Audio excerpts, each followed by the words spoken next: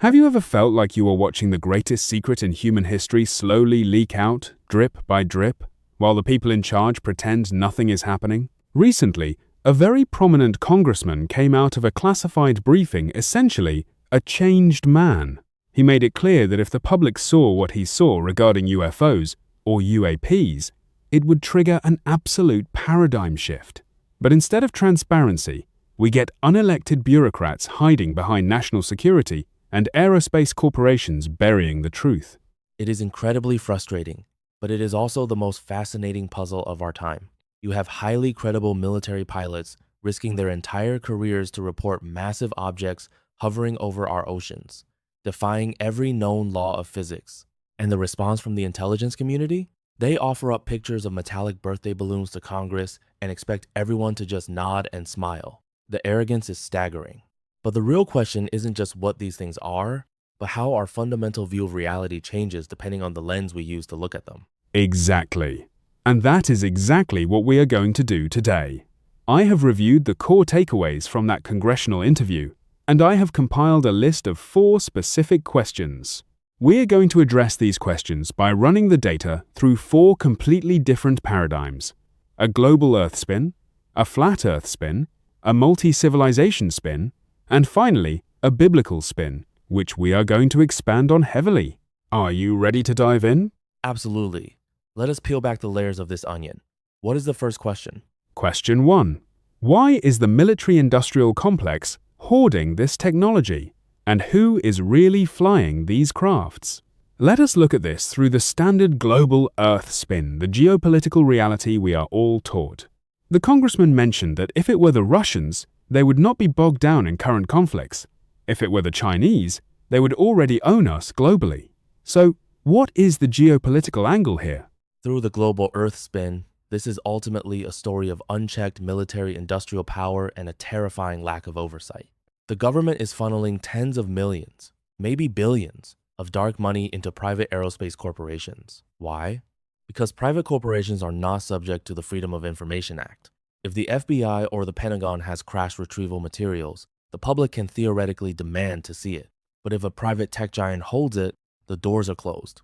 We are talking about crafts that can hover for hours and accelerate at exponential speeds. The energy required to do that could power a massive city like Los Angeles. If a faction within the United States possesses this, they are hiding a post-scarcity energy technology to maintain the current global fossil fuel and economic status quo. They will hide behind the excuse of national security every single time, treating the actual elected officials like absolute idiots. I mean, they literally tried to placate angry lawmakers with a fruit tray at a military base while denying them access to pilots.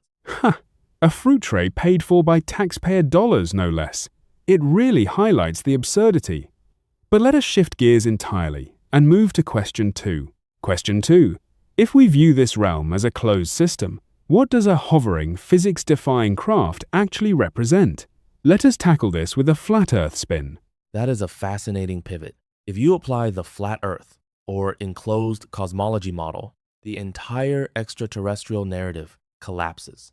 In this spin, there is no infinite vacuum of space, no visitors traveling millions of light years from distant galaxies. Instead, we live in a closed, perhaps terrarium-like system under a firmament. So, what are these crafts? They are entirely local. They might be experimental technologies interacting with the electromagnetic boundaries of our enclosed realm.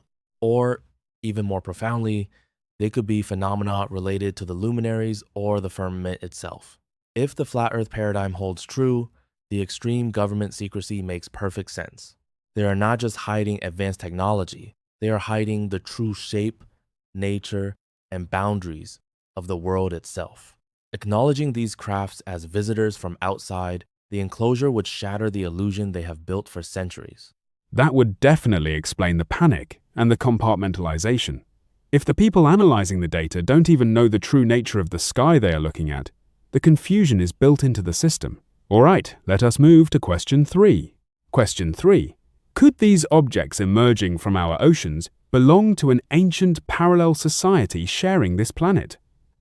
Let us look at the multi-civilization spin. I love this one because it aligns perfectly with the sonar data the congressman mentioned.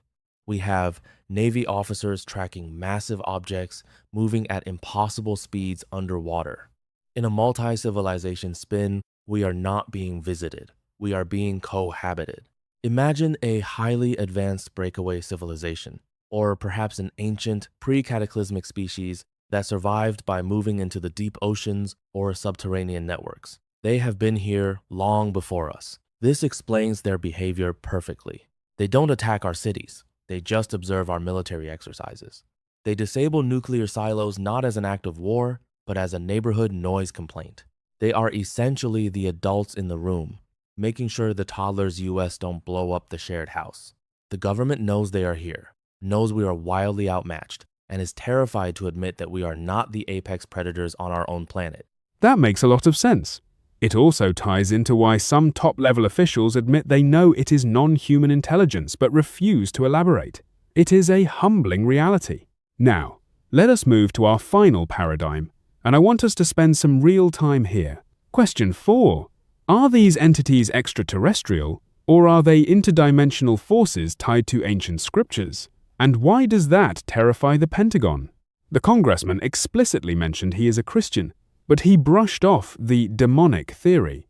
He said demons wouldn't need to fly around in little metal ships. But I want to push back on that. Let us address this with the biblical spin and really expand on it. This is where the rabbit hole gets incredibly deep, and frankly, where the most unsettling truths might lie. The congressman's dismissal of the demonic angle relies on a very modernized, almost cartoonish view of what spiritual entities are. He assumes a demon is a spirit that just floats through walls. But if we look at the actual ancient biblical texts, the spiritual realm is highly structured, deeply technological, and physically interactive with our world. Right. The Book of Enoch, Genesis chapter 6, the Nephilim. We are talking about beings that descended to earth and physically interacted with humanity. Exactly. The biblical spin posits that these aliens are actually the principalities and powers in heavenly places mentioned in Ephesians. They are interdimensional, not extraterrestrial. When the Watchers, the fallen angels, came down, ancient texts explicitly state they traded forbidden technology, weapons, and esoteric knowledge to humans in exchange for worship and corruption. The idea that spiritual entities do not use technology is a modern misconception. In the biblical paradigm, these crafts are either physical manifestations of interdimensional beings crossing into our reality, or they are advanced vehicles piloted by the remnants of the Nephilim seed line. That is a chilling thought. So, under this spin, the entire modern extraterrestrial narrative is actually a massive spiritual deception. A Trojan horse of cosmic proportions. Think about it. If a spiritual entity wants to deceive a hyper-scientific, secular modern world, appearing as a demon with horns won't work. We would put them in a psychiatric ward. But appearing as a highly evolved, technologically supreme alien race, modern society will bow down and worship them as our creators or seeders. It perfectly sets the stage for a great delusion. It shifts the origin of humanity away from a divine creator and hands it over to advanced space brothers. And that explains the profound fear within the upper echelons of the military. The congressman mentioned that there is a faction within the Pentagon that actively blocks disclosure because they believe these things are demonic. Yes! The so-called Collins elite. There is a documented group of high-ranking intelligence officials who genuinely believe that interacting with these entities is invoking demonic forces. They are looking at the data, the abductions, the psychological trauma these encounters cause, and they are seeing direct parallels to ancient demonic possession and oppression. If the biblical spin is the ultimate truth, then the government is not just hiding a cool new propulsion system. They are hiding the fact that humanity is caught in the middle of an ancient, cosmic, spiritual war.